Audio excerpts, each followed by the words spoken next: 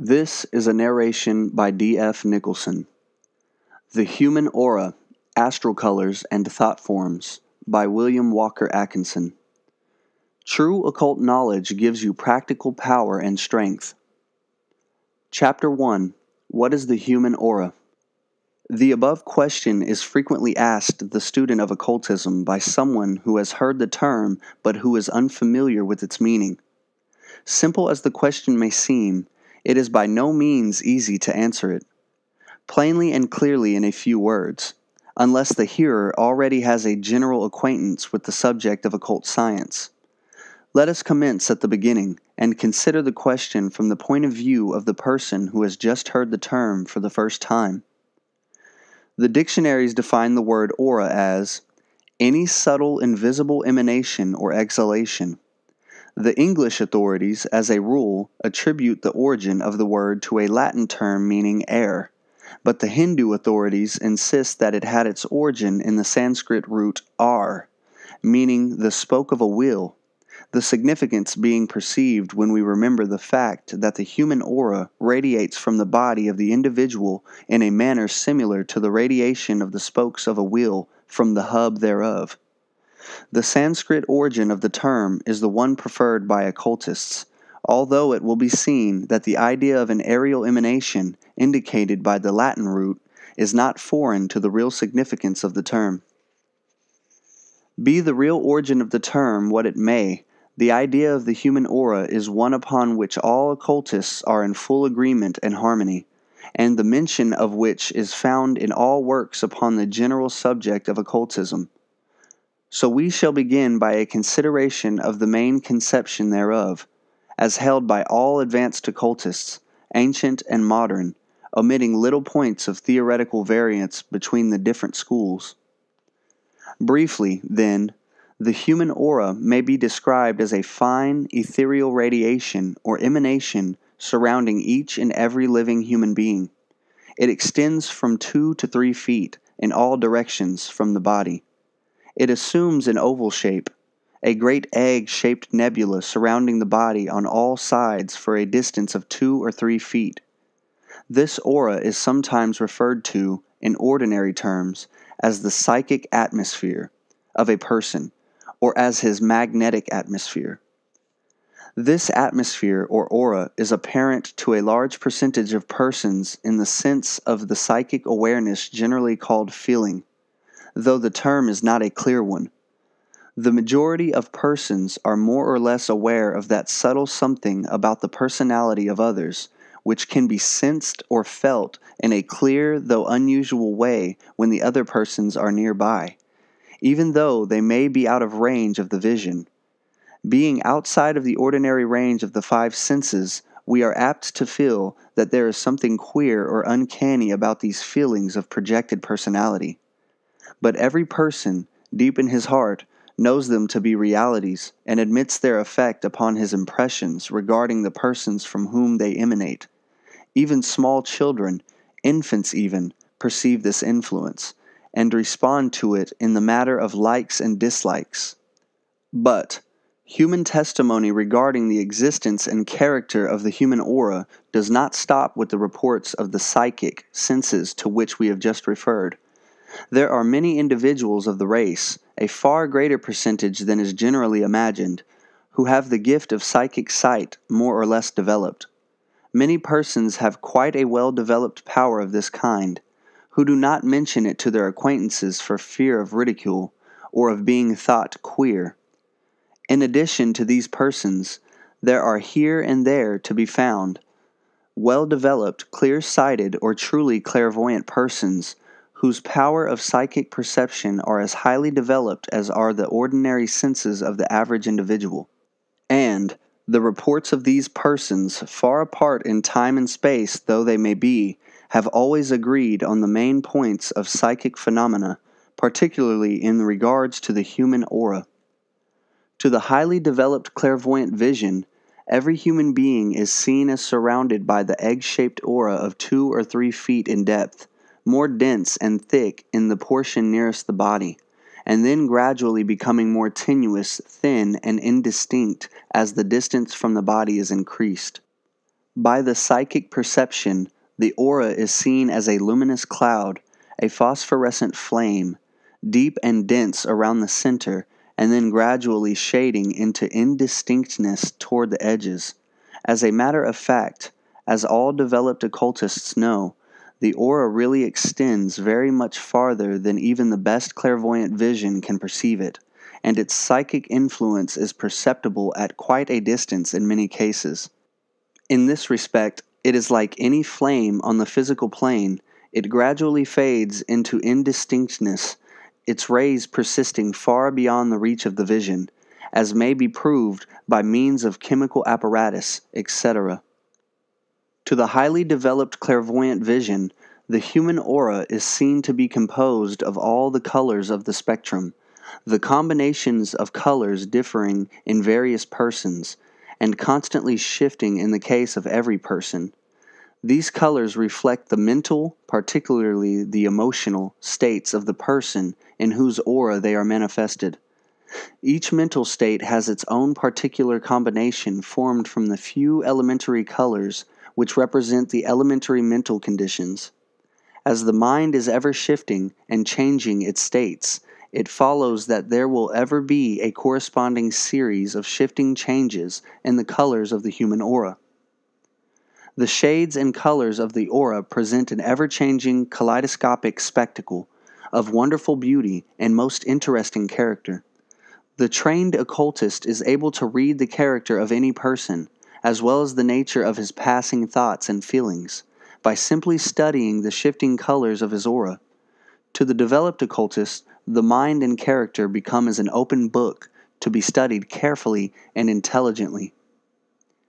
Even the student of occultism, who has not been able to develop the clairvoyant vision to such a high degree, is soon able to develop the sense of psychic perception whereby he is able to at least feel the vibrations of the aura, though he may not see the colors, and thus be able to interpret the mental states which have caused them. The principle is of course the same, as the colors are but the outward appearance of the vibrations themselves, just as the ordinary colors on the physical plane are merely the outward manifestations of vibration of matter. But it must not be supposed that the human aura is always perceived in the appearance of a luminous cloud of ever-changing color. When we say that such is its characteristic appearance, we mean it in the same sense that we describe the ocean as a calm, deep body of greenish waters. We know, however, that at times the ocean presents no such appearance, but instead is seen as rising in great mountainous waves, white-capped, and threatening the tiny vessels of men with its power. Or again, we may define the word flame in the sense of a steady, bright stream of burning gas, whereas we know only too well that the word also indicates the great hot tongues of fiery force that stream out from the windows of a burning building, and delict to destruction all with which it comes in contact. So it is with the human aura. At times, it may be seen as a beautiful, calm, luminous atmosphere, presenting the appearance of a great opal under the rays of the sun. Again, it blazes like the flames of a great furnace, shooting forth great tongues of fire in this direction and that, rising and falling in great waves of emotional excitement or passion, or perhaps whirling like a great fiery maelstrom towards its center, or swirling in an outward movement away from its center. Again, it may be seen as projecting from its depths smaller bodies or centers of mental vibration, which like sparks from a furnace detach themselves from the parent flame, and travel far away in other directions.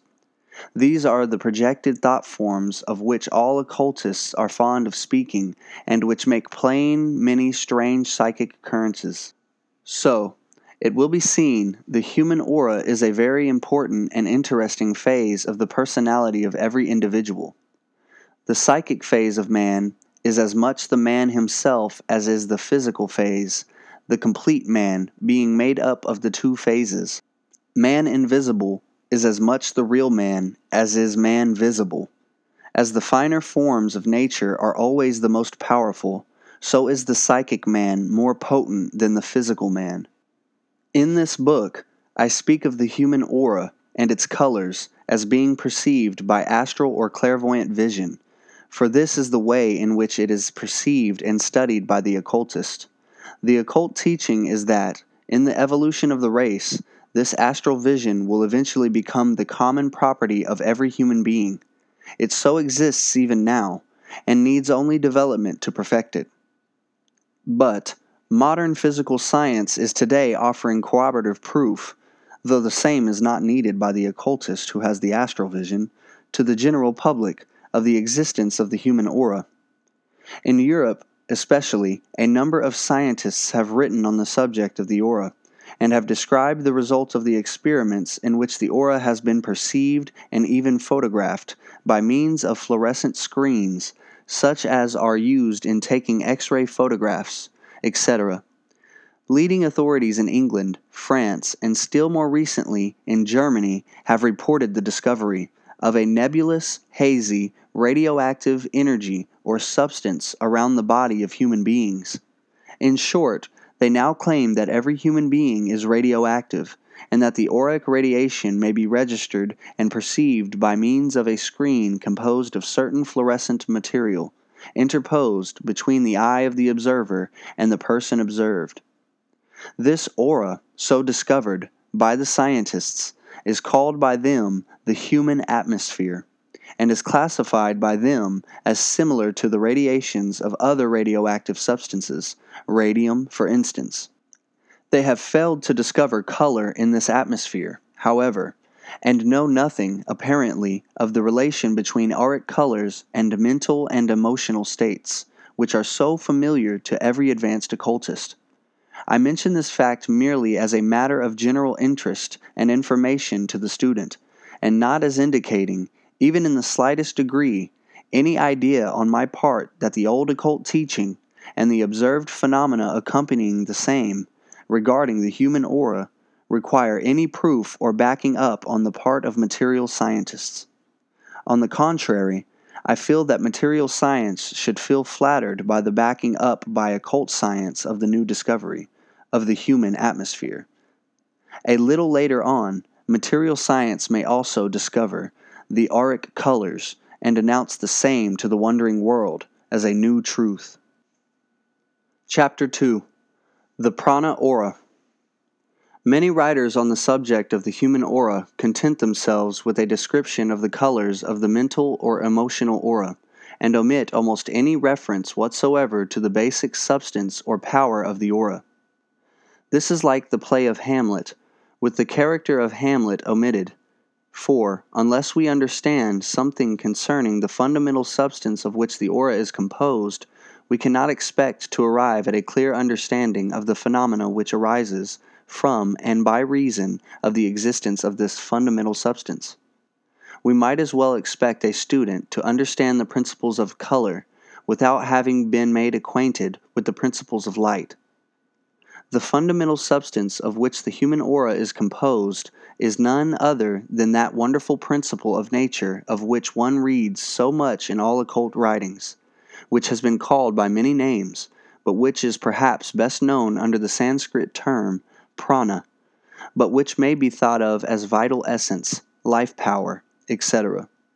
It is not necessary in this book to go into the general consideration of the nature and character of prana. It is sufficient for us to consider it in its manifestation of vital force, life essence, etc. In its broadest sense, prana really is the principle of energy in nature, but in its relation to living forms, it is the vital force which lies at the very basis of manifested life. It exists in all forms of living things, from the most minute microscopic form up to living creatures on higher planes, as much higher than man as man is higher than the simple microscopic life forms. It permeates them all and renders possible all life, activity, and functioning. Prana is not the mind or the soul, but is rather the force of energy through which the soul manifests activity and the mind manifests thought. It is the steam that runs the physical and mental machinery of life. It is the substance of the human aura, and the colors of mental states are manifested in that substance. just as the colors of chemical bodies are manifested in the substance of water. But prana is not material substance. It is higher than mere matter, being the underlying substance of energy or force in nature.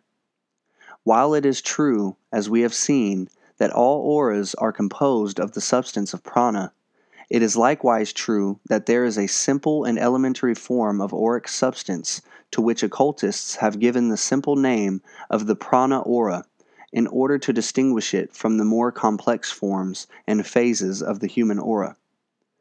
The simplicity of the character of the prana aura causes it to be more readily sensed or perceived than is possible in the case of the more complex phases or forms of the aura.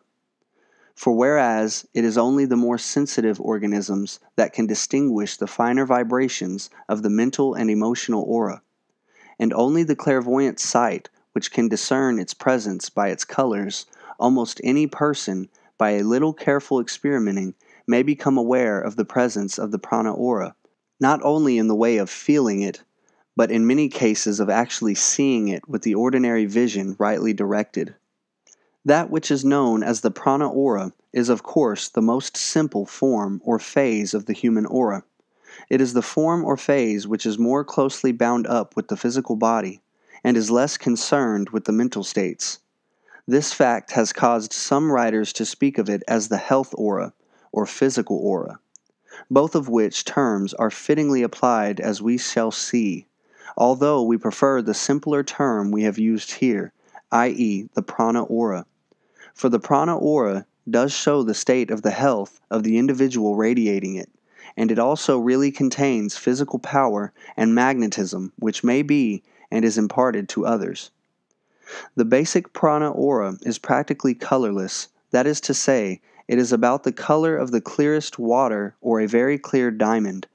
By the clairvoyant vision, it is seen to be streaked or marked by very minute bristle-like lines, radiating outward from the physical body of the individual, in a manner very like the quills upon the fretful porcupine, as Shakespeare puts it. In the case of excellent physical health, these bristle-like streaks are stiff and brittle-looking, whereas if the general health of the person be deficient, these bristle-like radiations seem to be more or less tangled, twisted, or curly, and, in some cases, present a drooping appearance, and in extreme cases, present the appearance of soft, limp fur. It may interest the student to know that minute particles of this prana aura or vital magnetism is sloughed off the body in connection with physical exhalations such as scent, etc., and remain in existence for some time after the person has passed from the particular place at which they were cast off. In fact, as all occultists know, it is these particles of the prana aura which serve to give vitality to the scent of living creatures, which enables dogs and other animals to trace up the track of the person, or animal, for a long time after the person has passed. It is not alone the physical odor, which must be very slight as you will see upon a moment's consideration. It is really the presence of the particles of the prana aura which enables the dog to distinguish the traces of one person among that of thousands of others, and the feat is as much psychical as physical. Another peculiarity of the prana aura is that it is filled with a multitude of extremely minute sparkling particles, resembling tiny electric sparks, which are in constant motion. These sparks, which are visible to persons of only slightly developed psychic power, impart a vibratory motion to the prana aura which, under certain conditions, is plainly visible to the average person. This vibratory movement is akin to the movement of heated air arising from a hot stove, or from the heated earth on a midsummer day.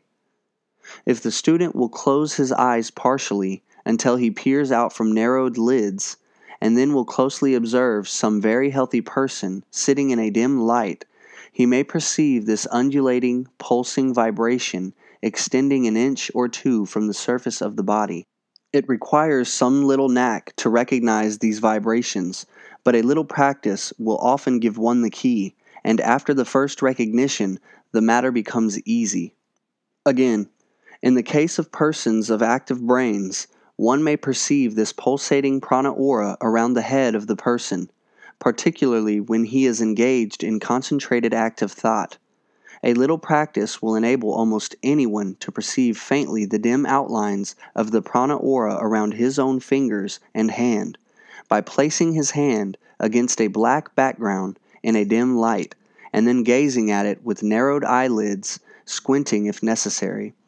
Under these circumstances, after a little practice, one will be apt to perceive a tiny outlined aura or radiation or halo of pale yellowish light surrounding the hand. By extending the fingers, fan shape, you will perceive that each finger is showing its own little outlined prana aura.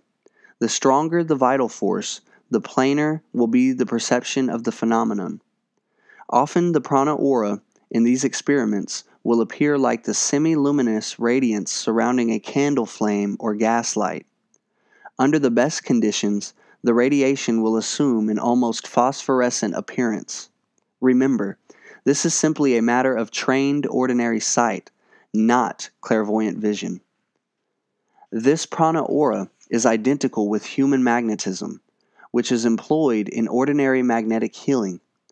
That is to say, it is the outer manifestation of the wonderful pranic force. It is felt when you shake hands, or otherwise come in close physical contact with a strongly magnetic person. On the other hand, it is what the weakly, human vampire-like persons unconsciously or consciously try to draw off from strong persons, if the latter allow them so to do from want of knowledge of self-protection. Who has not met persons of this kind, who seem to sap one's very life force away from him? Remember, then, that the prana aura is the aura or radiation of life force, or vital power, which is the steam of your living activity, physical and mental. It is the pouring out of the vital steam, which is running your vital machinery. Its presence indicates life, its absence, lifelessness. Chapter 3. The Astral Colors. The term astral, so frequently employed by all occultists, is difficult to explain or define except to those who have pursued a regular course of study in occult science. For the purpose of the present consideration, it is enough to say that over and above the ordinary physical sense plane, there is another and more subtle plane, known as the astral plane. Every human being possesses the innate and inherent faculty of sensing the things of this astral plane, by means of an extension or enlargement of the powers of the ordinary senses, so to speak. But, in the majority of persons in the present stage of development, these astral senses are lying dormant, and only here and there do we find individuals who are able to sense on the astral plane. Although, in the course of evolution, the entire race will be able to do so, of course. The colors of the human aura mentioned in the preceding 2 chapters, and which arise from the various mental and emotional states, belong to the phenomena of the astral plane, and hence bear the name of the astral colors. Belonging to the astral plane, and not to the ordinary physical plane, they are perceived only by the senses functioning on the astral plane, and are invisible to the ordinary physical plane sight. But, to those who have developed the astral sight, or clairvoyance, these colors are as real as are the ordinary colors to the average person, and their phenomena have been as carefully recorded by occult science as have the physical plane colors by physical science. The fact that to the ordinary physical senses they are invisible does not render them any the less real. Remember, in this connection, that to the blind man our physical colors do not exist, and, for that matter, the ordinary colors do not exist to colorblind persons. The ordinary physical plane person is simply colorblind to the astral colors. That's all. On the astral plane, each shade of mental or emotional state has its corresponding astral color, the latter manifesting when the form appears. It follows then, of course, that when once the occultist has the key to this color correspondence, and thus is able to perceive the astral colors by means of his astral vision, He also is able to read the mental and emotional states of any person within the range of his vision, as easily as you are now reading the printed words of this book. Before proceeding to a consideration of the list of astral colors in the human aura, I wish to call your attention to a slight variation in the case of the prana aura, of which I have spoken in our last chapter.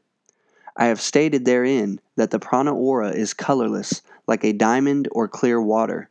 This is true in the average case, but in the case of a person of very strong physical vitality or virility, the prana aura takes on, at times, a faint warm pink tinge, which is really a reflection from the red astral color, of the meaning of which color you shall now learn.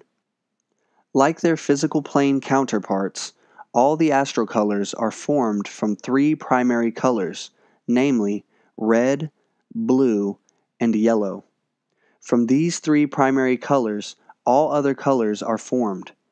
Following the primary colors, we find what are known as the secondary colors, namely green, derived from a combination of yellow and blue, orange, formed from a combination of yellow and red, and purple, formed from a combination of red and blue. Further combinations produce the other colors, as for instance, green and purple form olive, orange and purple form russet, green and orange form citrine. Black is called an absence of color, while white is really a harmonious blending of all colors. Strange as this may appear to one who has not studied the subject, the blending of the primary colors in varied proportions produce what is known as the hues of color. Adding white to the hues, we obtain tints, while mixing black produces shades. Strictly speaking, black and white are known as neutral colors. Now, for the meaning of the astral colors, that is, the explanation of the mental or emotional state represented by each, I ask that the student familiarize himself with the meaning of the primary colors and their combinations. A clear understanding of the key of the astral colors is often an aid in the development of astral sight. Key to the astral colors. Red. Red represents the physical phase of mentality. That is to say, it stands for the part of the mental activities which are concerned with physical life. It is manifested by the vitality of the body, and in other hues, tints, and shades, is manifested by passions, anger, physical cravings, etc. I shall describe the various forms of red manifestation a little later on. Blue. Blue represents the religious or spiritual phase of mentality. That is to say, it stands for the part of the mental activities which are concerned with high ideals, altruism, devotion, reverence, veneration, etc. It is manifested in its various hues, tints, and shades by all forms of religious feeling and emotion, high and low, as we shall see as we proceed. Yellow. Yellow represents the intellectual phase of mentality. That is to say, it stands for the part of the mental activities which are concerned with reasoning, analysis, judgment, logical processes, induction, deduction, synthesis, etc. In its various hues, tints, and shades, it is manifested by the various forms of intellectual activity, high and low, as we shall see as we proceed. White.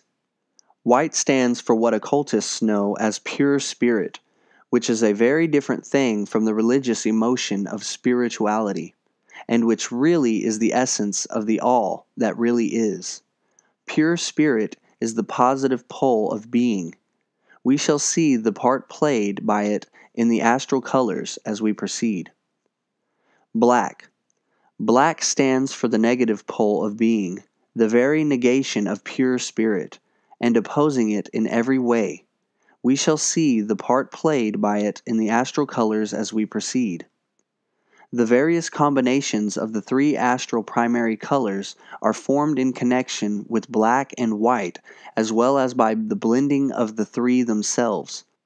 These combinations, of course, result from the shades of mental and emotional activity manifested by the individuality of which they are the reflection and the key. The combinations and blending of the astral colors, however, are numberless and present an almost infinite variety. Not only is the blending caused by the mixing of the colors themselves in connection with black and white, but in many cases the body of one color is found to be streaked, striped, dotted, or clouded by other colors. At times there is perceived the mixture of two antagonistic color streams fighting against each other before blending. Again, we see the effect of one color neutralizing another. In some cases, great black clouds obscure the bright colors beneath, and then darken the fierce glow of color, just as is often witnessed in the case of a physical conflagration. Again, we find great flashes of bright yellow or red flaring across the field of the aura, showing agitation or the conflict of intellect and passion.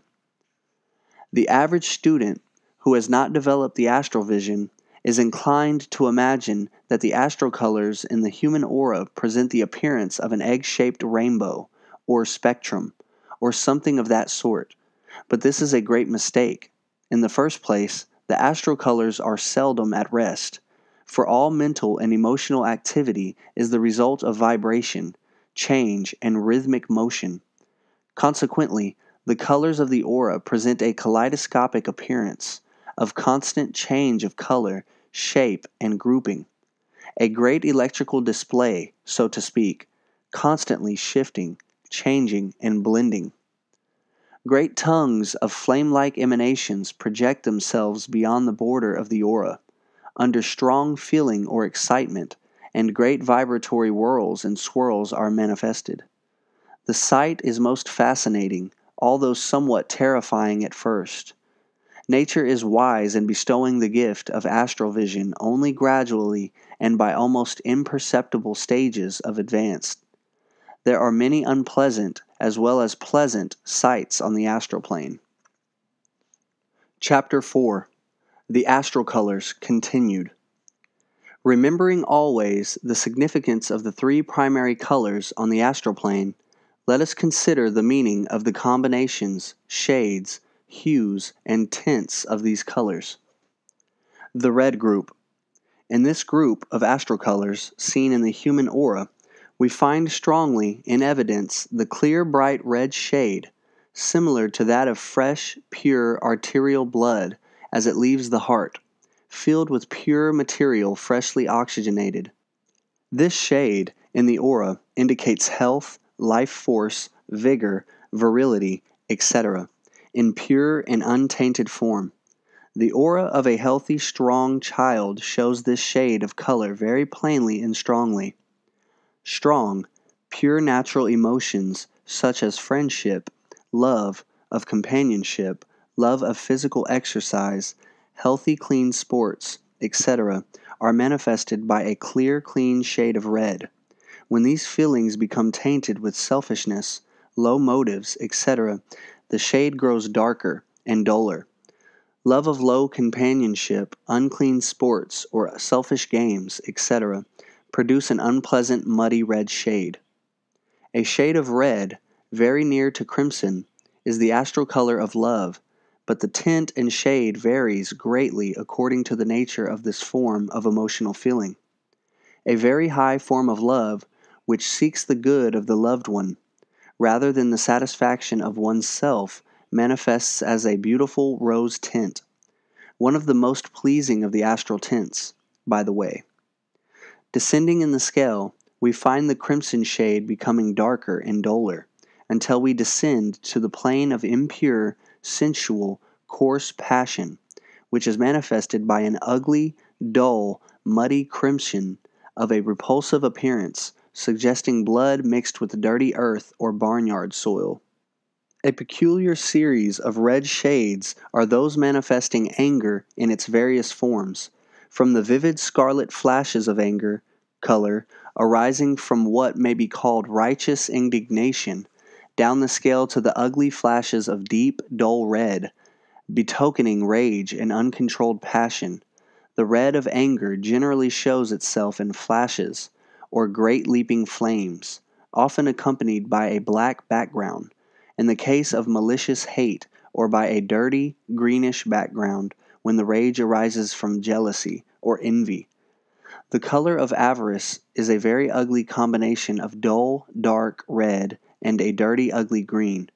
If persons could see their own astral colors accompanying these undesirable mental states, the sight would perhaps so disgust them with such states as to work a cure. At any rate, they are most disgusting and repulsive to the occultist who beholds them in the human aura, and he often wonders why they do not sicken the person manifesting them. They often do just this thing, to tell the truth. The yellow group. In this group of astral colors seen in the human aura, we find as many varieties as we do in the red group. Yellow, denoting intellect, has many degrees of shade and tint, and many degrees of clearness. An interesting shade in this group is that of orange, which represents different forms of pride of intellect, intellectual ambition, love of mastery by will, etc. The greater degree of red in the astral orange color, the greater the connection with the physical or animal nature. Pride and love of power over others has much red in its astral color, while love of intellectual mastery has much less red in its composition. Pure intellectual attainment and the love of the same is manifested by a beautiful clear golden yellow. Great teachers often have this so strongly in evidence that at times their students have glimpses of a golden halo around the head of the teacher. Teachers of great spirituality have this nimbus of golden yellow with a border of beautiful blue tint strongly in evidence. The paintings of the great spiritual teachers of the race usually have this radiance pictured as a halo showing a recognition of the phenomenon on the part of the great artists. Hoffmann's celebrated painting of the Christ in the Garden of Gethsemane shows this nimbus so accurately depicted that the occultist is convinced that this artist must have actually witnessed a similar scene in the astral light, so true to the astral facts are its details. The images of the Buddha also show this radiance. The rich golden shades of intellectual yellow are comparatively rare, a sickly lemon color being the only indication of intellectual power and found in the aura of the great run of persons. To the sight of the occultist employing his power of astral vision, a crowd of persons will manifest here and there, at widely separated points, the bright golden yellow of the true intellect appearing like scattered lighted candles among a multitude of faintly burning matches. The green group. This is a peculiar group, consisting as of course it does of various combinations of blues and yellows, tinted and shaded by white or black. Even skilled occultists find it very difficult to account for the fact of certain green shades arising from the spiritual blue and the intellectual yellow. This is one of the most obscure points in the whole subject of the astral colors, and none but the most advanced occultists are able to explain the why in some instances. To those who are fond of analysis of this kind, I will drop the following hint, which may help them out in the matter, viz., the key is found in the fact that green lies in the center of the astral spectrum, and is a balance between the two extremes, and is also influenced by these two extremes in a startling manner. A certain restful green denotes love of nature, out-of-door life, travel in the country, etc. And also, slightly differing in tint, the love of home scenes, etc.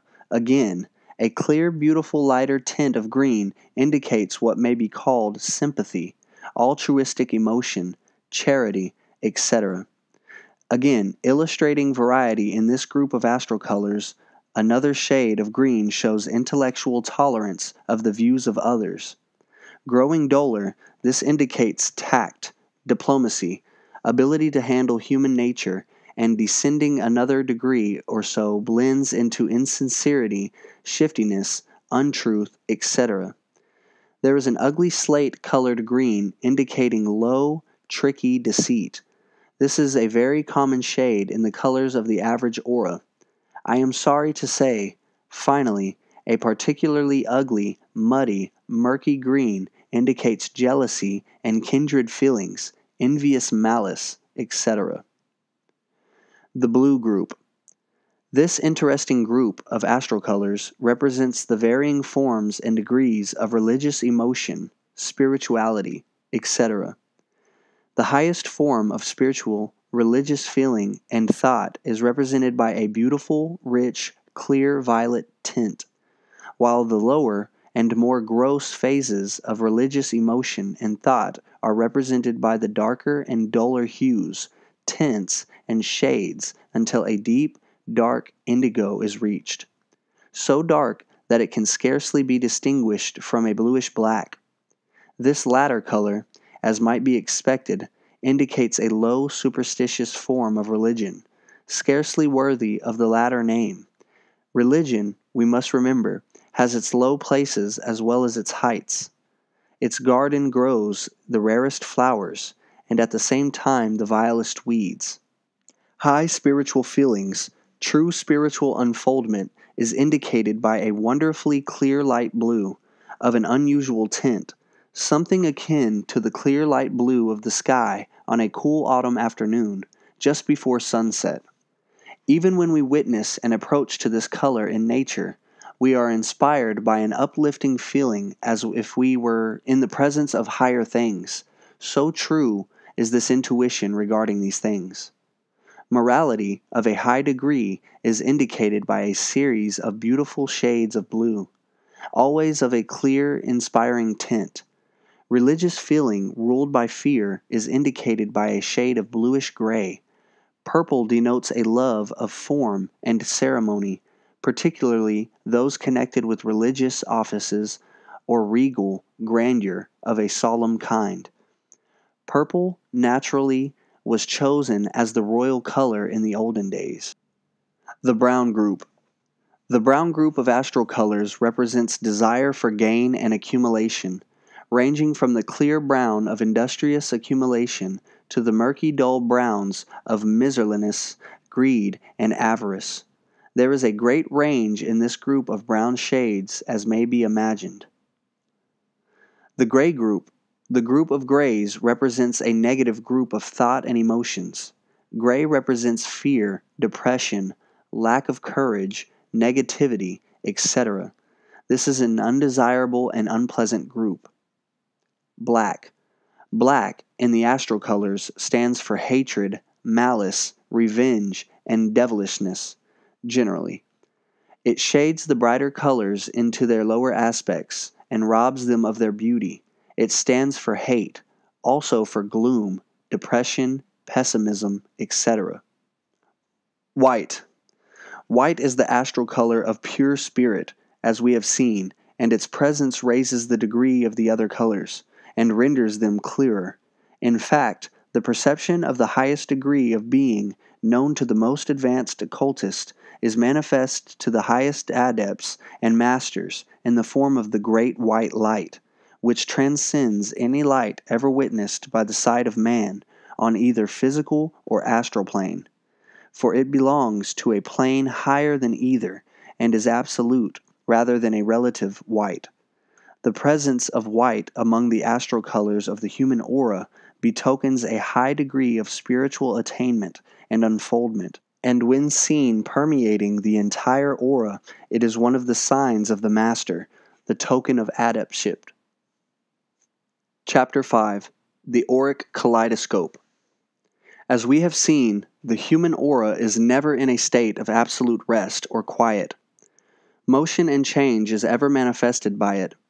It has its periods of comparative calm, of course, but even in this state there is a pulsing, wave-like motion apparent. The clouds of changing color fly over its surface, and in its depth, like the fast-driven fleecy clouds over the summer sky, illumined by the rays of the setting sun. Again, fierce storms of mental activity or emotional stress disturb its comparative calm, and the wildest scenes are witnessed in the aura by the observer. So intense are the vibrations of some of these mental storms that their effect is plainly felt by the average person, though he is not able to distinguish the colors or the great whirls and swirls of auric substance accompanying them. A person sunk in reverie, dream states, or sleep presents an interesting auric kaleidoscope, which possesses great beauty if the person be normal and of average morality. In such a case there is a cloudy clearness, if the term may be used, tinged with tints and shades of varying colors, blending in strange and interesting combinations, appearing gradually from previous combinations, and sinking gradually into new ones. To the observer of the aura, the term opalescent instinctively presents itself, for there is a striking resemblance to the opaline peculiar play of colors of delicate tints and shades in a body of pearly or milky hue. Color shades into color, tint into tint, hue into hue, as in the color scale of the spectrum, of which the rainbow is the most familiar example. But the rainbow or spectrum lacks the peculiar semi-transparency of the auric colors, and also the constantly changing and dissolving body of colors of the aura. At this point, I wish to call your attention to a phase of the aura which I purposely passed over in the preceding chapters. I allude to the phase of the aura which presents the pearly appearance of the opalescent body, which we have just noted. This appearance is manifested neither by any of the mental or emotional states, nor is it the prana aura or vital force, which I have described in a previous chapter. It is the manifestation of what is known to the occultists as etheric substance, and is a very interesting feature of the auric phenomena. This etheric substance, which manifests this peculiar radiance in the body of the aura, composes that which is called by some occultists the astral body. But this latter term is also employed in another sense, and I prefer to use the term etheric double to indicate what some others know as the astral body. Etheric substance is a much finer form of substance than that which composes the physical body. It is really matter in a very high degree of vibration, much higher than even the ultra-gaseous matter of physical substance. It may be sensed ordinarily only on the astral plane, which is its own particular plane of activity. The etheric double, composed of this etheric substance, is the exact counterpart of its physical counterpart, the ordinary physical body of the individual, although it is capable of great expansion or shrinking in space.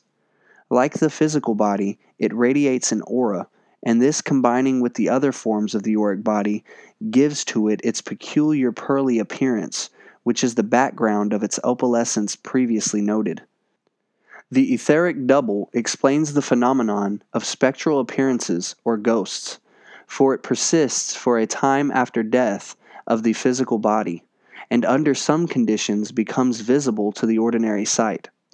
It sometimes is projected from the physical body, and at such times appears as an apparition of the living, of which there are many cases recorded by the societies investigating psychical subjects.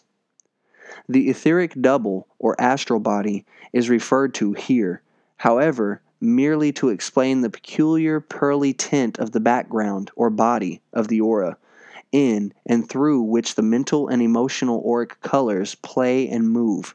It may interest you, however, to know that this phase of the aura is always present around and about a ghost or dematerialized disembodied soul or spirit, as common usage terms it.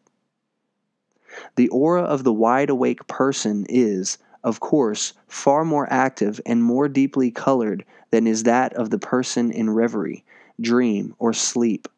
And, again, the aura of the person manifesting a high degree of mental activity or strong feeling or passion is still brighter and deeper than the ordinary person performing his daily routine work. In the state of anger or love passion, for instance, the aura is violently disturbed, deep shades of color whirling and swirling in the depths and surface of the auric body. Lightning like flashes shoot forth and great bodies of lurid smoky clouds fly on the surface. Looking into the aura of a man wild with rage and passion is like peering into an inferno. The astral plane, in the region of a lynching mob or other body of persons filled with rage, becomes a frightful scene of auric radiation. A person filled with the emotion of pure love fills his aura with the most beautiful tints and shades of high rosy color, and to behold the same is a pleasure fully appreciated by the occultist. A church filled with persons of a high devotional ideality is also a beautiful place, by reason of the mingling of auric violet-blue vibrations of those therein assembled. The atmosphere of a prison is most depressing, and presents a most unpleasant appearance to one possessing the astral vision. Likewise, the astral atmosphere of an abode of vice and passion becomes really physically nauseating to the occultist of high ideals and taste. Such scenes on the astral plane are avoided by all true occultists, except when the call of duty leads them to visit them to give aid and help. There are two distinct features connected with the auric coloring of every person. The first is the coloring resulting from the more habitual thoughts and feelings of the person, from his character, in fact, while the second is the coloring resulting from the particular feelings or thoughts manifested by him at that particular moment or time. The color of the feeling of the moment soon disappears and fades away, while the more habitual feeling, bound up with his character, causes its corresponding color to abide more permanently, and thus to give a decided hue to his general auric color appearance. The trained occultist is, therefore, able to ascertain not only the passing thoughts and feelings of a person, but also to determine infallibly his general character, tendencies, past character and actions, and general nature, simply from a careful examination and study of the auric colors of the person in question. As all occultists well know, every place, dwelling, business place, church, courtroom, every village, city, country, nation, has its own collective aura, known as astral atmosphere, which is simply but a combined reflection of the individual auras of the human units of which its body of inhabitants is made up. These atmospheric vibrations are plainly felt by many persons, and we are instinctively attracted or repelled by reason thereof. But, to the developed occultists, these places manifest the auric colors, and the combinations arising from the nature of the mentalities of the persons dwelling in them. Each place has its collective aura, just as each person has its individual aura. The astral plane presents a wonderful scene of color by reason of this and similar causes. The harmony of the color scheme, in some cases, is marvelously beautiful, while the horrible aspect of scenes resemble a nightmare vision of the worst kind. It is easy to understand why some of the ancients who stumbled into glimpses of the astral plane while in dream state or trance reported the vision of terrible hells of unquenchable fire, fiery lakes of smoking brimstone, etc. For such ideas would naturally come to the mind of the uninformed person who had peered into the astral plane in such cases. And, in the same way, the visions of heaven reported by the saints and others of high spirituality are explainable on the theory that these persons had sensed some of the beautiful scenes of the higher astral planes, filled with the combined auric tints and hues of souls of high development. The principle of auric colors holds good on all the many planes of being and existence, high as well as low. I merely hint at a great occult truth in making the above statements. The thoughtful will be able to read between my lines. I have given you a little key which will unlock the door of many mysteries, if you will but use it intelligently. Chapter 6. Thought Forms. That interesting phase of occult phenomena, known as thought forms, is so closely related to the general subject of the human aura that a mention of one must naturally lead to the thought of the other.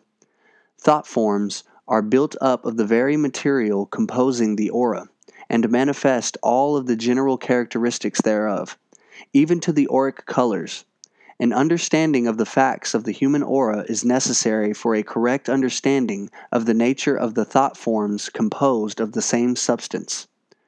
A thought form is a peculiar manifestation of mental activity on the astral plane. It is more than a powerful disturbance in the body of the human aura, although this is the place of its embodiment or birth in the objective world. It is formed in the following manner. A person manifests a strong desire, feeling, or idea, which is naturally filled with the dynamic force of his will. This sets up a series of strong vibrations in the body of the aura, which gradually resolve themselves into a strong whirling center of thought force involved in a mass of strongly cohesive auric substance, and strongly charged with the power of the prana of the person. In some cases, these thought forms survive in the auric body for some little time, and then gradually fade away. In other cases, they survive and maintain an almost independent existence for some time, and exert a strong influence upon other persons coming in the presence of the person. Again, these thought forms may be so strongly charged with the prana and so imbued with the mental force of the person that they will actually be thrown off and away from the aura itself and travel in space until they exhaust their initial energy, in the meantime exerting an influence upon the psychic aura of the other person. A thought form is more than merely a strongly manifested thought. It really is such a thought, but surrounded by a body of ethereal substance, charged with prana, and even carrying with it the vibration of the life energy of its creator. It is a child of the mind of its creator, and acquires a portion of his life essence, so to speak, which abides with it for a longer or shorter time after its birth. In extreme instances, it becomes practically a semi-living elemental force of necessarily comparatively short life. To those who find it difficult to understand how a thought form can persist after separation from the presence of the thinker, I would say that the phenomena is similar to that of light traveling in space. Long after the star which originated it has been destroyed, or, again, it is like the vibrations of heat remaining in a room after the lamp or stove causing it has been removed, or the fire in the grate having died out, or like the sound waves of the drum beat persisting after the beat itself has ceased. It is all a matter of the persistence of vibrations. Thought forms differ greatly one from the other in the matter of shape and general appearance. The most common and simple form is that of an undulating wave or series of tiny waves resembling the circles caused by the dropping of a pebble into a still pond. Another form is that of a tiny rotating bit of cloud-like substance, sometimes whirling towards a central point, like a whirlpool, and sometimes swirling away from the central point like the familiar pinwheel, fireworks toy. Another form is akin the ring of smoke projected from the coughing locomotive, or the rounded lips of the cigar smoker, the movement in this kind being a form of spiral rotation. Other thought forms have the appearance of swiftly rotating balls of cloudy substance, often glowing with a faint phosphorescence. Sometimes the thought form will appear as a great slender jet-like stream ejected from the spout of a tea kettle, which is sometimes broken up into a series of short, puffed-out jets, each following the jet preceding it, and traveling in a straight line. Sometimes the thought form shoots forth like a streak of dim light, almost resembling a beam of light flashed from a mirror. Occasionally, it will twist its way along like a long, slender corkscrew or auger boring into space. In cases of thought forms sent forth by explosive emotion, the thought form will actually take the form of a bomb, which literally explodes when it reaches the presence of the person toward whom it is aimed. Every person has experienced this feeling of a thought bomb having been exploded in his near vicinity, having been directed by a vigorous personality. This form is frequently found in the thought forms sent out by a strong, earnest, vigorous orator. There are strong thought forms which seem to strive to push back the other person. So correctly do they represent the idea and feeling back of their manifestation. Others seem to strive to wind around the other person and to try to literally drag him toward the first person. This form often accompanying strong appeal, persuasion, coaxing, etc. When accompanied by strong desire, a particularly vigorous form of this kind of thought form takes on the appearance of a nebulous octopus with long, winding, clinging tentacles striving to wrap around the other person and to draw him toward the center. The force of the feeling behind the manifestation of the thought form will often travel a long distance from the sender. In fact, in cases of great power of concentration, space seems to be no barrier to its passage. In striking instances of thought transference, etc., it will be found that thought forms play an important part. The variety of shapes of thought forms is almost endless. Each combination of thought and feeling creates its own form, and each individual seems to have his own peculiarities in this respect. The forms I have above described, however, will serve as typical cases to illustrate the more common classes of appearances. The list, however, might be indefinitely expanded from the experience of any experienced occultist, and is not intended to be full by any means. All varieties of geometrical forms are found among the thought forms, some of them being of remarkable beauty. In considering the subject of projected thought forms, moreover, it must be remembered that they partake of and manifest the same colors as does the aura itself, for they are composed of the same material and are charged with the same energy. But, note this difference, that whereas the aura is energized from the constant battery of the organism of the individual, the thought form, on the contrary, has at its service only the energy with which it was charged when it was thrown off, being a storage battery, as it were, which in time expends all of its power and then is powerless. Every thought form bears the same color that it would possess if it had been retained in the body of the aura itself, but, as a rule, the colors are plainer and less blended with others. This because each thought form is the representation of a single definite feeling or thought, or group of same, instead of being a body of widely differing mental vibrations. Thus, the thought form of anger will show its black and red, with its characteristic flashes. The thought form of passion will show forth its appropriate auric colors and general characteristics. The thought form of high ideal, love, will show its beautiful form and harmonious tinting like a wonderful celestial flower from the garden of some far-off paradise. Many thought forms never leave the outer limits of the aura, while others are projected to great distances. Some sputter out as they travel and are disintegrated, while others continue to glow like a piece of heated iron for many hours. Others persist for a long time, with a faint phosphorescent glow.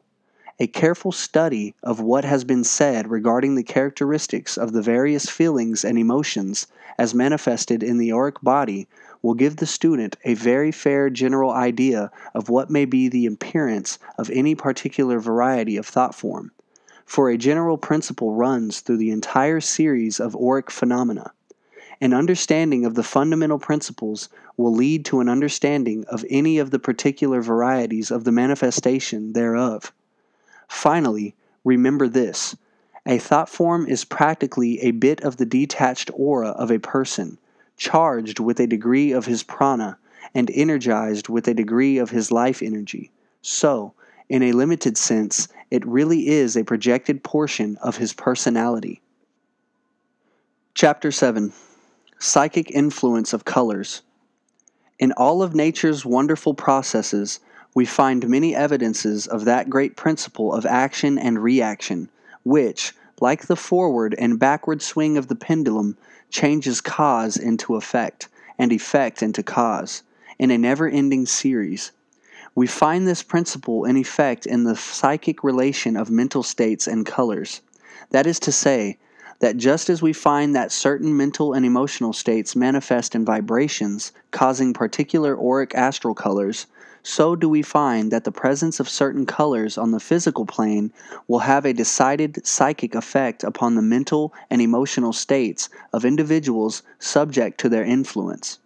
And, as might be expected by the thoughtful student, the particular astral colors manifested in the aura by the presence of some particular mental or emotional state exactly correspond with the particular physical colors which influence that particular mental or emotional state. Illustrating the statements in the preceding paragraph, I would say that the continued presence of red will be apt to set up emotional vibrations of anger, passion, physical love, etc., or, in a different tint, the higher physical emotions. Blue, of the right tint, will tend to cause feelings of spirituality, religious emotion, etc. Green is conducive to feelings of relaxation, repose, quiet, etc.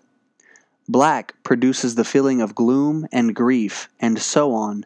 Each color tends to produce emotional vibrations similar to those which manifest that particular color in the astral aura of the person. It is a case of give and take along the entire scale of color and emotions, according to the great natural laws.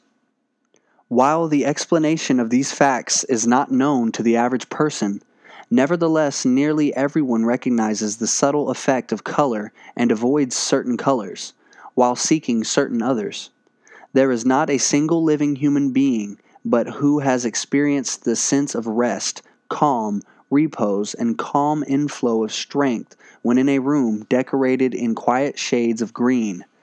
Nature herself has given this particular shade to the grass and leaves of trees and plants, so that the soothing effect of the country scene is produced.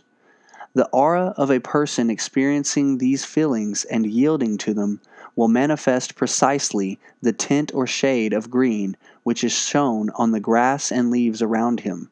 So true is this natural law of action and reaction. The effect of scarlet upon animals, the bull for instance, is well known. To use the familiar term, it causes one to see red. The sight of the color of blood is apt to arouse feelings of rage or disgust by reason of the same law. The sight of the beautiful clear blue sky tends to arouse feelings of reverence, awe, or spirituality.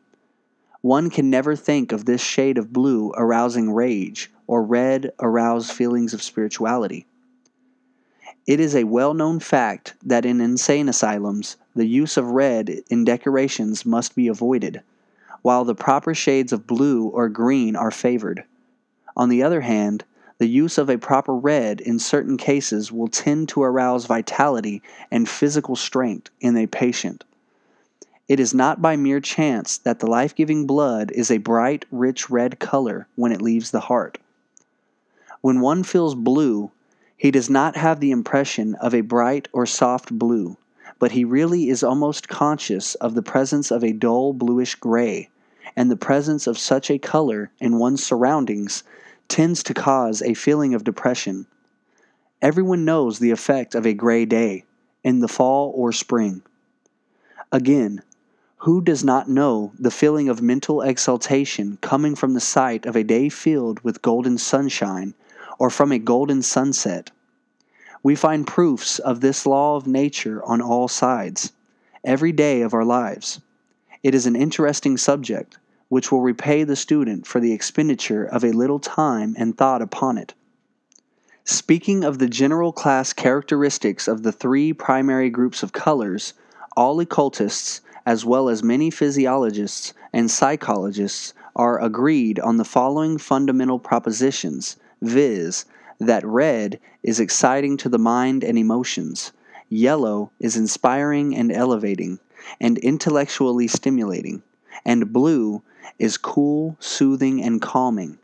It is also universally conceded that the right shades of green, combining the qualities of blue and yellow in appropriate proportions, is the ideal color of rest and recuperation, followed by a stimulation and new ambition. The reason for this may be seen when you consider the respective qualities of blue and yellow which compose this color. It is interesting to note that the science of medicine is now seriously considering the use of colors in the treatment of disease, and the best medical authorities investigating the subject are verifying the teachings of the old occultists regarding the influence of colors on mental states and physical conditions. Dr. Edwin Babbitt, a pioneer in this line in the Western world, gave the general principles in a nutshell when he laid down the following rule. There is a triennial series of graduations in the peculiar potencies of colors. The center and climax of electrical action, which cools the nerves, being in violet. The climax of electrical action, which is soothing to the vascular system, being in blue. The climax of luminosity being in yellow, and the climax of thermism or heat being in red. This is not an imaginary division of qualities, but a real one, the flame-like red color having a principle of warmth in itself, the blue and violet a principle of cold and electricity. Thus, we have many styles of chromatic action, including progression of hues, of lights and shades, of fineness and coarseness, of electrical power, luminous power, thermal power, etc. Read the above statement of Dr. Babbitt, and then compare it with the occult teaching regarding the astral colors, and you will perceive the real basis of the science which the good doctor sought to establish, and in which cause he did such excellent pioneer work. The result of his work is now being elaborated by modern physicians in the great schools of medicine, particularly on the continent. In Europe, England, and America being somewhat behind the times in this work. The advanced occultist also finds much satisfaction in the interest, on the part of physicians and jurists, in the matter of the influence of color upon the mental, moral, and physical welfare of the public. The effect of color upon morality is being noticed by workers for human welfare, occupying important offices. The American journals report the case of a judge in a large western city in that country who insisted upon his courtroom being decorated in light, cheerful tints, instead of in the old, gloomy, depressing shades formerly employed. This judge wisely remarked that brightness led to right thinking, and darkness to crooked thinking. Also that his court, being an uplift court, must have walls to correspond, and that it was enough to turn any man into a criminal to be compelled to sit in a dark, dismal courtroom day after day. This good judge, who must have had some acquaintance with the occult teachings, is quoted as concluding as follows: "White, cream, light yellow, and orange are the colors which are the sanest. I might add light green, for that is the predominant color in nature. Black, brown, and deep red are incentives to crime. A man in anger sees red." Surely a remarkable utterance from the bench. The effect of color schemes upon the moral and mental welfare of persons is being recognized in the direction of providing brighter color schemes in schools, hospitals, reformatories, prisons, etc. The reports naturally show the correctness of the underlying theory. The color of a tiny flower has its effect upon even the most hardened prisoner, while the minds of children in school are quickened by a touch of brightness here and there in the room. It needs no argument to prove the beneficial effect of the right kind of colors in the sick room or hospital ward. The prevailing theories and practice regarding the employment of color in therapeutics and human welfare work are in the main correct, but I urge the study of the occult significance of color as mentioned in this book, in connection with the human aura and its astral colors, as a sound basis for an intelligent, thorough understanding of the real psychic principles underlying the physical application of the methods referred to.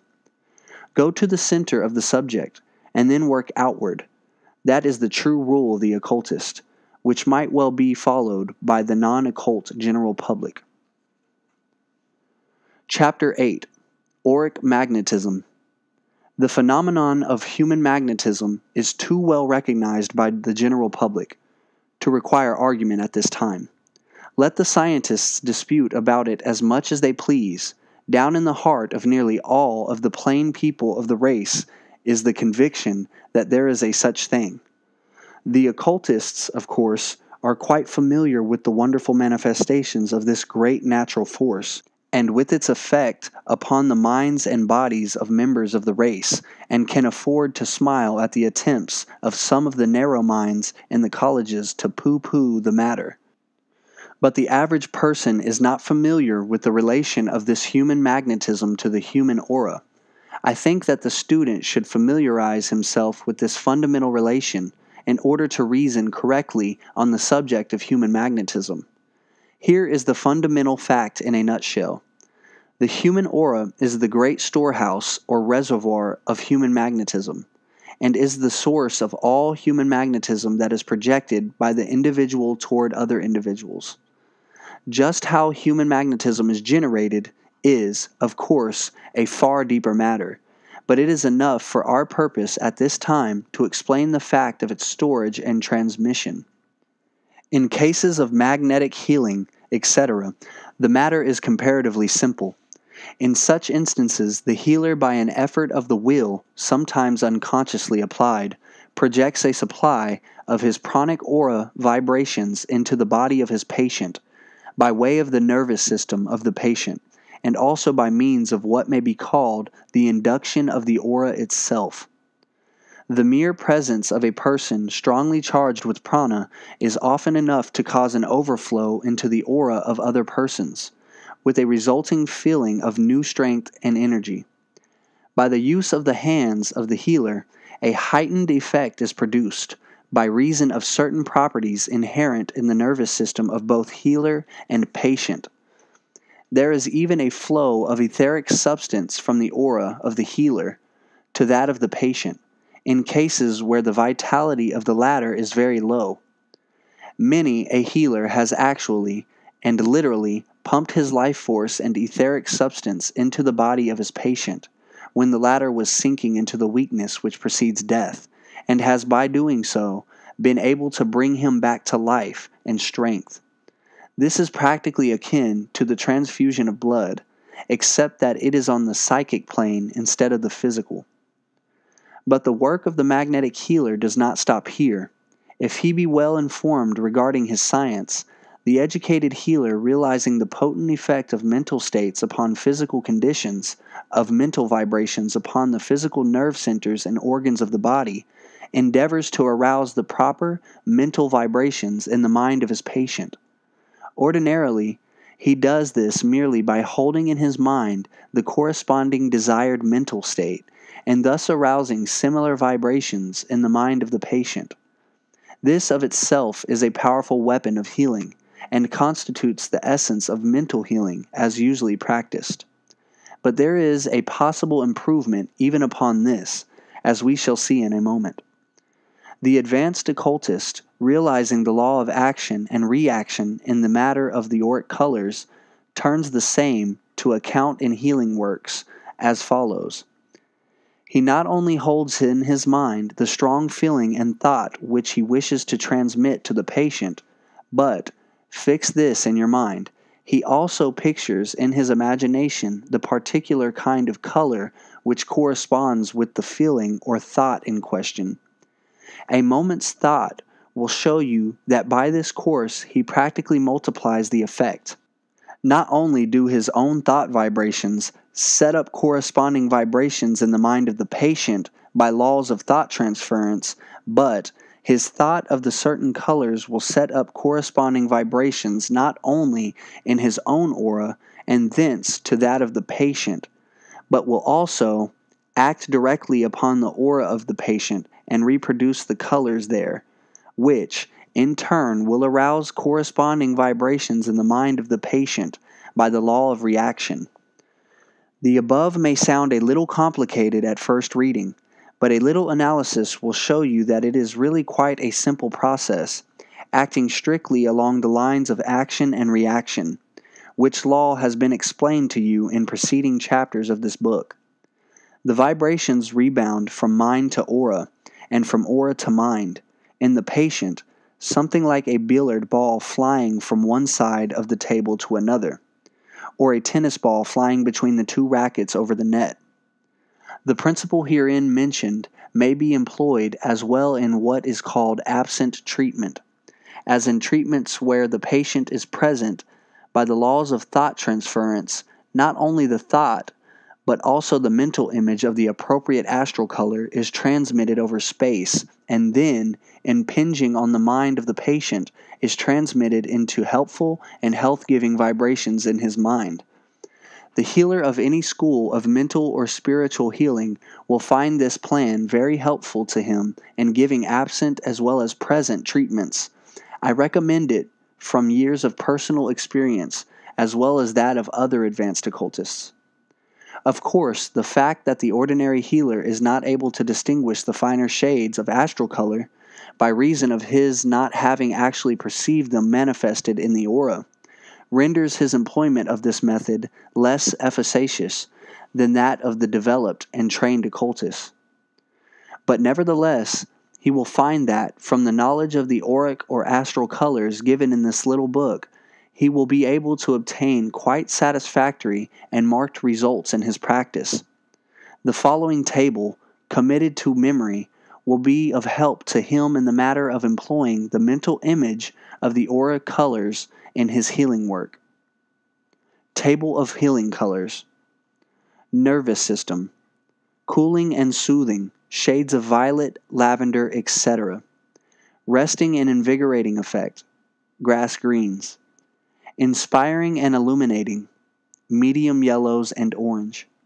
Stimulating and exciting, reds. Blood and organs. Cooling and soothing, clear dark blues. Resting and invigorating, grass greens. Inspiring and illuminating, orange yellows. Stimulating and exciting, bright reds. The following additional suggestions will be found helpful to the healer. In cases of impaired physical vitality, also chilliness, lack of bodily warmth, etc., bright warm reds are indicated. In cases of feverishness, overheated blood, excessive blood pressure, inflammation, etc., blue is indicated. Red has a tendency to produce renewed and more active heart action, while violets and lavenders tend to slow down the too rapid beating of the heart.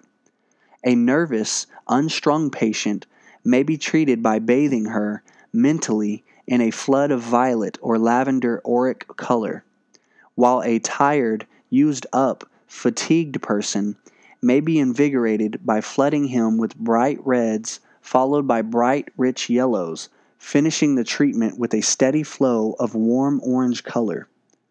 To those who are sufficiently advanced in occult philosophy, I would say that they should remember the significance of the great white light and accordingly conclude their treatment by an effort to indicate an approach to that clear, pure white color in the aura, mentally, of course. This will leave the patient in an inspired, exalted, illuminated state of mind and soul, which will be of great benefit to him, or will also have the effect of reinvigorating the healer by cosmic energy or para-prana. Everything that has been said in this chapter regarding the use of color in magnetic treatments is equally applicable to cases of self-healing or self-treatment. Let the patient follow the directions above given for the healer, and then turn the healing current or thought inward, and the result will be the same as if he were treating another. The individual will soon find that certain colors fit his requirements better than others, in which case let him follow such experience in preference to general rules, for the intuition generally is the safest guide in such cases. However, it will be found that the individual experience will usually agree with the tables given above, with slight personal variations. Chapter 9. Developing the Aura.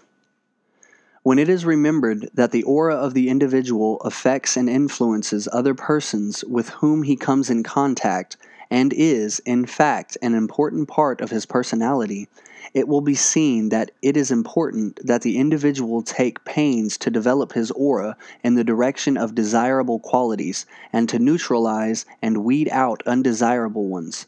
This becomes doubly true when it is also remembered that, according to the law of action and reaction, the auric vibrations react upon the mind of the individual, thus intensifying and adding fuel to the original mental states which called them forth. From any point of view, it is seen to be an important part of self-development and character building to develop the aura according to scientific occult principles. In this work of aura development, there is found to be two correlated phases, namely, the direct work of flooding the aura with the best vibrations by means of holding in the mind clear, distinct, and repeated mental pictures of desirable ideas and feelings, and the added effect of mental images of the colors corresponding to the ideas and feelings which are deemed desirable and worthy of development. The first of the above-mentioned phases is probably far more familiar to the average student than is the second.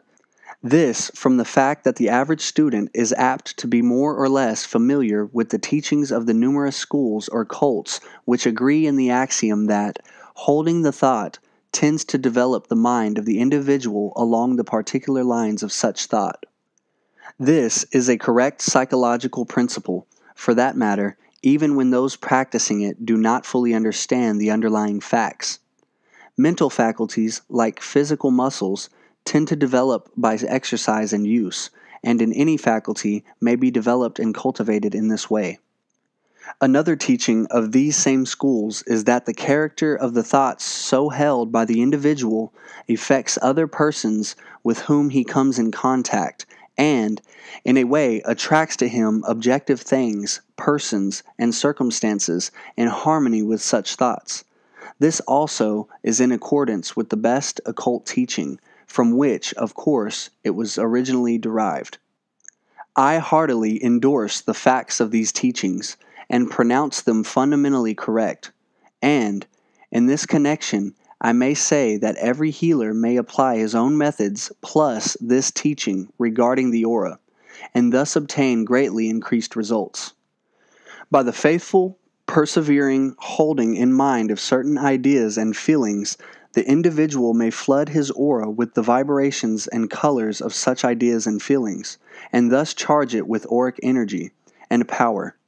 By so doing, he gains the benefit of the reaction upon his own mind, and also secures the advantage of the effect thereof upon other persons with whom he comes in contact.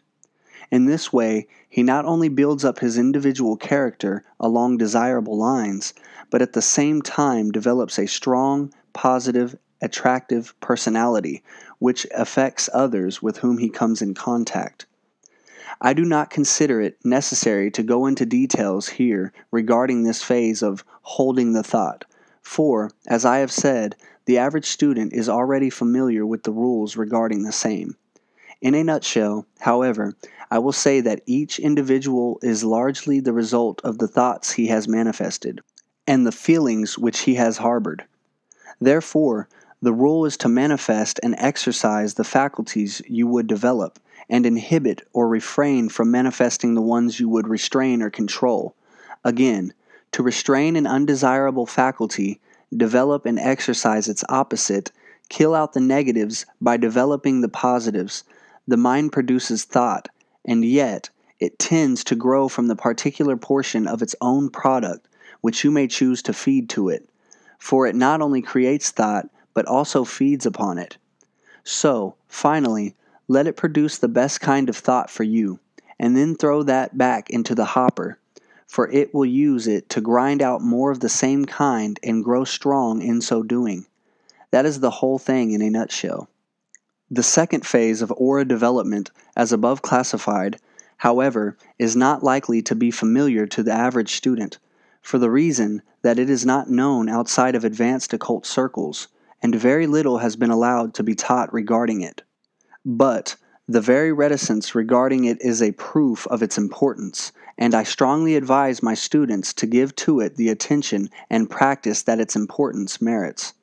The practice thereof, however, is extremely simple, and the principle of the practice, moreover, is based solely upon the facts of the relation of color and mental states, as shown in the astral auric colors, as fully explained in the preceding chapters of this book. In order to intelligently practice the development of the aura by means of flooding or charging it with vibrations of psychic colors, it is first necessary that the student be thoroughly familiar with the scale of colors related to each set of mental states or emotional feelings. This scale and its key is found in a number of places in the preceding chapters. The student should turn back the pages of this book and then carefully reread and restudy every word which has been said about the relation of mental states and auric colors. He should know the mental correspondence of the shades of red, yellow, and blue so thoroughly that the thought of one will bring the idea of the other. He should be able to think of the corresponding group of colors the moment he thinks of any particular mental state. He should be thoroughly familiar with the physical, mental, and spiritual effect of any of the colors, and should moreover test himself psychically for the individual effects of certain colors upon himself. He should enter into this study with interest and earnestness, and then by keeping his eyes and ears open, he will perceive interesting facts concerning the subject on every side in his daily work and life. He will perceive many proofs of the principle, and will soon amass a stock of experiences illustrating each color and its corresponding mental state. He will be richly repaid for the work of such study, which, in fact, will soon grow to be more like pleasure than like work. Having mastered this phase of the subject, the student should give himself a thorough, honest self-examination and mental analysis. He should write down a chart of his strong points and his weak ones. He should check off the traits which should be developed and those which should be restrained. He should determine whether he needs development along physical, mental, and spiritual lines, and in what degree. Having made this chart of himself, he should then apply the principles of charging the aura with the color vibrations indicated by his self-diagnosis and prescription. The last stage is quite simple. Once one has acquired the general idea back of it, it consists simply in forming as clear a mental image as possible of the color or colors desired, and then projecting the vibrations into the aura by the simple effort of the will. This does not mean that one needs to clench the fist or frown the brow in willing. Willing in the occult sense may be said to consist of a command, leaving the rest to the mechanism of the will and mind. Take away the obstacle of doubt and fear, then the royal command performs the work of setting the will into operation. This, by the way, is an important occult secret of wide application. Try to master its all-important significance. The mental imaging of colors may be materially aided by concentration upon physical material of the right color. By concentrating the attention and vision upon a red flower, for instance, or upon a bit of green leaf in another instance, one may be able to form a clear, positive mental image of that particular color. This, accompanied by the willing and demand that the vibrations of this color shall charge the aura, will be found to accomplish the result. Have something around you showing the desirable colors, and your attention will almost instinctively take up the impression thereof, even though you may be thinking of or doing something else. Live as much as possible in the idea and presence of the desirable color, and you will get the habit of setting up the mental image and vibration thereof. A little practice and experience will soon give you the idea, and enable you to get the best results. Patience, perseverance, and sustained earnest interest, that is the key of success. Chapter 10. The protective aura. Among the very oldest of the teachings of occultism, we find instructions regarding the building up and maintenance of the protective aura of the individual, whereby he renders himself immune to undesirable physical, mental, psychic, or spiritual influences. So important is this teaching that it is to be regretted that there has not been more said on the subject by some of the writers of recent years. The trouble with many of these recent writers is that they seem to wish to close their eyes to the unpleasant facts of life, and to gaze only upon the pleasant ones. But this is a mistake, for ignorance has never been a virtue, and to shut one's eyes to unpleasant facts does not always result in destroying them. I consider any teaching unfinished and inadequate which does not include instruction along protective lines. Physical auric protection consists in charging the aura with vital magnetism and color, which will tend to ward off not only the physical contagion of ill persons, but, what is often still more important, the contagion of their mind and feelings.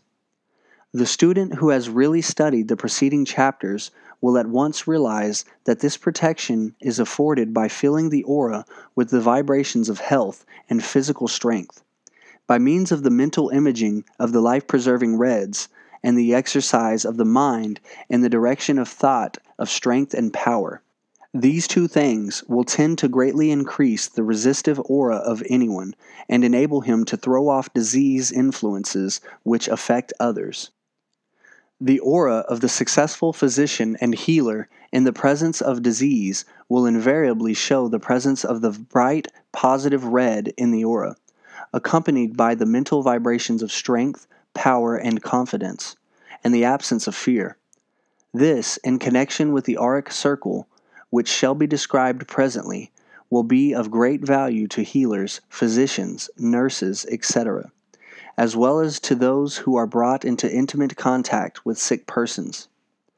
Of practically the same degree of importance is the charging of the aura with the vibrations of mental protection, viz., the vibrations of orange, yellow, and similar colors. These are the colors of intellect, you will remember, and when the aura is charged and flooded with them, it acts as a protection against the efforts of others to convince one against his will. By sophistical arguments, plausible reasoning, fallacious illustrations, etc., it gives to one a sort of mental illumination, quickening the perceptive faculties, and brightening up the reasoning and judging powers, and finally giving a sharp edge to the powers of repartee and answer. If you will assume the right positive mental attitude and will flood your aura with the vibrations of the mental orange-yellow, the mental efforts of other persons will rebound from your aura, or, to use another figure of speech, will slip from it like water from the back of the proverbial duck. It is well to carry the mental image of your head being surrounded by a golden aura or halo at such times. This will be found especially efficacious as a protective helmet when you are assaulted by the intellect or arguments of others. And again, there is a third form of protective aura, namely protection of one's emotional nature, and this is highly important. When one remembers how frequently we are moved to action by our emotions rather than by our intellect or reason, to guard one's emotions is to guard one's very inmost soul, so to speak. If we can protect our feeling and emotional side, we will be able to use our reasoning powers and intellect far more effectively, as all know by experience. What color should we use in this form of auric protection? Can anyone be in doubt here? If he has read the preceding chapters, what is the emotional protective color? Why, blue, of course. Blue controls this part of the mind or soul, and by raising ourselves into the vibrations of positive blue, we leave behind us the lower emotions and feelings, and are transported into the higher realms of the soul, where these low vibrations and influences cannot follow us. In the same way, the blue-colored aura will act as an armor to protect us from the contagion of the low passions and feelings of others. If you are subjected to evil influences or contagion of those harboring low emotions and desires, you will do well to acquire the art of flooding your aura with the positive blue tints. Make a study of bright, clear blues, and you will instinctively select the one best suited for your needs. Nature gives us this instinctive knowledge if we will but seek for it, and then apply it when found. The aura of great moral teachers, great priests and preachers, advanced occultists, in fact all men of lofty ideals, working among those lower on the moral scale, are always found to be charged with a beautiful, clear blue which acts as a protection to them when they are unduly exposed to moral or emotional contagion. Ignorance of the occult laws have caused the downfall of many a great moral teacher, who could have protected himself in this way, in times of strong attack of low vibrations, had he but known the truth. The individual who knows this law and who applies it is rendered absolutely immune from evil contagion on the emotional plane of being. The Great Auric Circle. But no occult instruction on this subject would be complete without a reference to the Great Auric Circle of protection, which is a shelter to the soul, mind, and body against outside psychic influences, directed consciously or unconsciously against the individual. In these days of widespread, though imperfect, knowledge of psychic phenomena, it is especially important that one should be informed as to this great shield of protection. Omitting all reference to the philosophy underlying it, it may be said that this auric circle is formed by making the mental image accompanied by the demand of will of the aura being surrounded by a great band of pure, clear white light. A little perseverance will enable you to create this on the astral plane, and though, unless you have the astral vision, you cannot see it actually, yet you will actually feel its protective presence, so that you will know that it is there guarding you. This white auric circle will be an effective and an infallible armor against all forms of psychic attack or influence, no matter from whom it may emanate, or whether directed consciously or unconsciously. It is a perfect and absolute protection, and the knowledge of its protective power should be sufficient to drive fear from the heart of all who have dreaded psychic influence, malicious animal magnetism, so called, or anything else of the kind, by whatever name known. It is also a protection against psychic vampirism or draining of magnetic strength. The auric circle is, of course, really egg-shaped or oval, for it fringes the aura as the shell cases the egg. See yourself, mentally, as surrounded by this great white auric circle of protection, and let the idea sink into your consciousness. Realize its power over the influences from outside, and rejoice in the immunity it gives you. The auric circle, however, will admit any outside impressions that you really desire to come to you, while shutting out the others. That is, with this exception, that if your inner soul recognizes that some of these desired influences and impressions are apt to harm you, though your reason and feeling know it not, then will such impressions be denied admittance. For the white light is the radiation of spirit, which is higher than ordinary mind, emotion, or body, and is master of all. And its power, even though we can but imperfectly represent it even mentally, is such that before its energy, and in its presence, in the aura, all lower vibrations are neutralized and disintegrated. The highest and deepest occult teachings is that the white light must never be used for purpose of attack or personal gain, but that it may properly be used by anyone, at any time, to protect against outside psychic influences against which the soul protests. It is the armor of the soul, and may well be employed whenever or wherever the need arises. Throughout the pages of this little book have been scattered crumbs of teaching, other than those concerning the aura alone. Those for whom these are intended will recognize and appropriate them. The others will not see them, and will pass them by. One attracts his own to him. Much seed must fall on waste places, in order that here and there a grain will find lodgment in rich soil awaiting its coming. True occult knowledge is practical power and strength. Beware of prostituting the higher teachings for selfish ends and ignoble purposes. To guard and preserve your own will is right. To seek to impose your will upon that of another is wrong. Passive resistance is often the strongest form of resistance. This is quite different from non-resistance.